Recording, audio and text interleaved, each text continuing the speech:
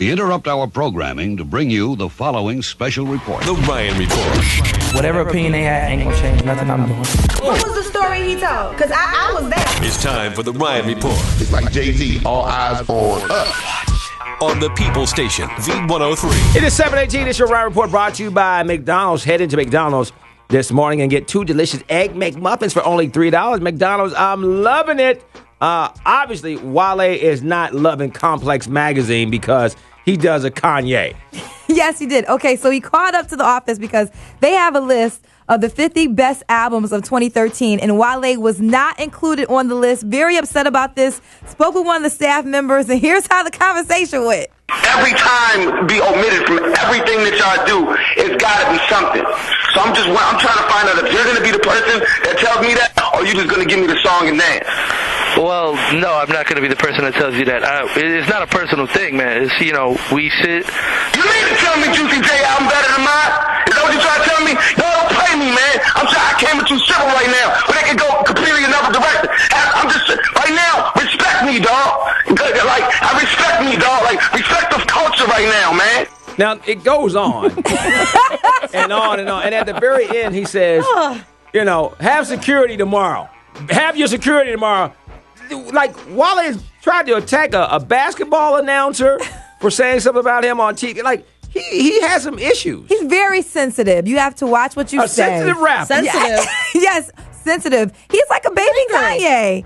But, I mean, these lists sometimes, but I will say this, his Gifted album really is a good album. I'm not quite sure how they put together the list, but it didn't make their list, but it is a good album. Who cares? I know. He's doing a Kanye West right now. He really is. Walye. We're coining that name for him from now on. Be careful before he calls us up and starts screaming, too. Yeah, okay. Walye.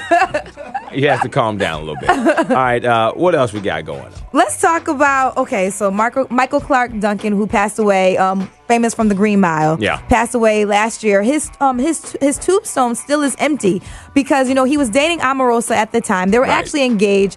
Now, according to the family, she put down she was his wife, so therefore she's in charge of the plaque that goes over the tomb.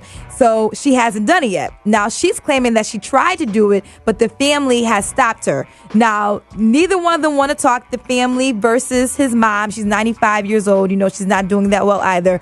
But with all this going on, his tombstone is right now empty. There's no plaque there. Right, because, he's in one of those vaults. Yeah. So you just see, like, everybody else's name, and then there's a vault with 2 flowers, and then it's just blank. Yep, in the Forest Lawn Cemetery in L.A. Very popular one, actually, too. It's really sad that they can't get together to take care of this. I mean, whoever wants to pay for it, they could do that. Just do it. It's paid for, actually. It was in the funeral bill. It's already paid for. At least just put his name up there while they fight over it. I mean, my gosh. All right, and speaking of popular, what was the most popular movie at the box office this weekend? Okay, number 1 is Hobbits with $73.7 million. Okay.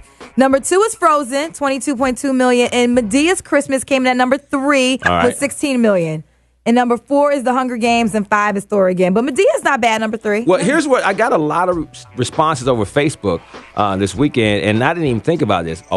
People were saying that they went up, bought tickets for Madea's Christmas, and it said Hunger Games on the ticket. Did it really? Now, we've had this happen from some years back where there's some stuff going on with some of these movie theaters, and I'm not going to play the card just yet, but the ticket said Hunger Games, and the listener went on to say that she went back up and said, hey, this is not Madea. I want to make sure that Tyler Perry gets credit. And the woman said, nah, don't worry about it. And she kept on being adamant. They called the manager, and they end up just drawing a line through it and writing Madea's family on there. Wow. So, not saying that it may have happened in a lot of theaters, but when you go out to these movie theaters, man, check your ticket because a lot of times these movies don't even get a chance to play in these major theaters because they don't want black movies in the theater. I'm sorry. That's what it is. That is awful. Well, I saw it this weekend, and I loved it, and my ticket did say Madea on it, and it was a crowded movie theater, and it was very, very funny. How did it end? What was the ending like? Good.